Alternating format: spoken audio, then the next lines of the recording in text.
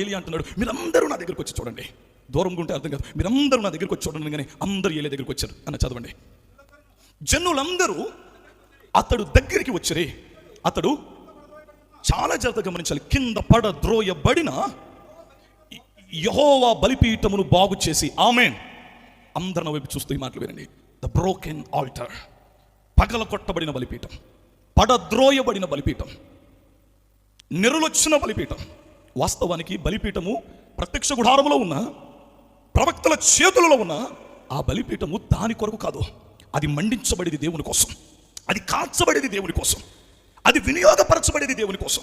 క్రైస్తవ జీవితంలో యేసయ్య నమ్ముకోక ముందు మనం పరిస్థితి పక్కన పెడితే, యేసయ్య నమ్ముకున్న తర్వాత మన జీవిత సాక్ష్యం ఎలా ఉండాలంటే, మన బ్రతకడం ప్రభు కోసమై ఉండాలి, మన జీవించడం ఆయన కోసమై ఉండాలి. చాలాసార్లు క్రైస్తవ్యం అంటే క్రీస్తు కొరకు మనం బ్రతకడం అంటారు. కాదు, క్రీస్తు కొరకు మనం బ్రతకడం క్రైస్తవ్యం కాదు. కారణం ఏంటంటే, మేలైతే ఆయన కోసం బ్రతుకుతాం, కీడైతే ఆయనను విడిచిపెడతాం.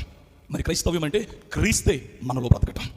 పౌలు అంటారు కదా, ఇక్క నువ్వు బ్రతుకుచున్న వాడును నేను కాదు, నా యందు క్రీస్తే నా యందు బ్రతుకుచున్నాడు. హల్లెలూయా, హల్లెలూయా. చాలా జాగ్రత్తగా ఈ విషయాన్ని మీరు అర్థం చేసుకోండి, చాలా జాగ్రత్తగా గమనించండి. ద బ్రోకెన్ ఆల్టర్, ఈ బలిపీఠము పగలగొట్టబడింది, కానీ ఒకప్పుడు ఇది దేవుని కోసం మండించబడింది. ఇప్పుడు పగలగొట్టబడింది, పడద్రోయబడింది, కానీ ఒక రోజు యెహోవా కొరకు ఒక బ్లేజింగ్ ఫైర్ అని ఉంటుంది ఇంగ్లీష్లో, బైబిల్లో. అగ్నితో అది రేపబడుతూ ఉండేదట.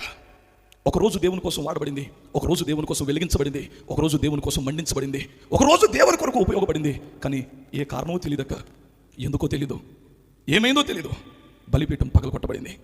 ఒకప్పుడు పరిచర్య అంటే నీ పేరే పిలువబడేది, ఒకప్పుడు ప్రార్థన అంటే నీ కన్నీరే ఉండేది, ఒకప్పుడు సేవ అనగానే నీ భుజాలే సేవకుడికి కనపడే.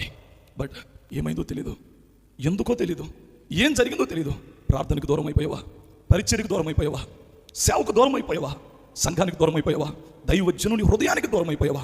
ఆ పగల కొట్టబడిన, పడవేయబడిన, దేవునికి ఉపయోగం లేని పరిస్థితుల్లోనికి ఆ జీవితం వెళ్ళిందా? అయితే ఈ రాత్రి నా ప్రభు నిన్ను తిరిగి కట్టబోతున్నాను అని చెప్తా ఉన్నాడు. చెప్దాం ఒకసారి, బిగ్గరగా యేసయ్యకు స్తోత్రం. హల్లెలూయా.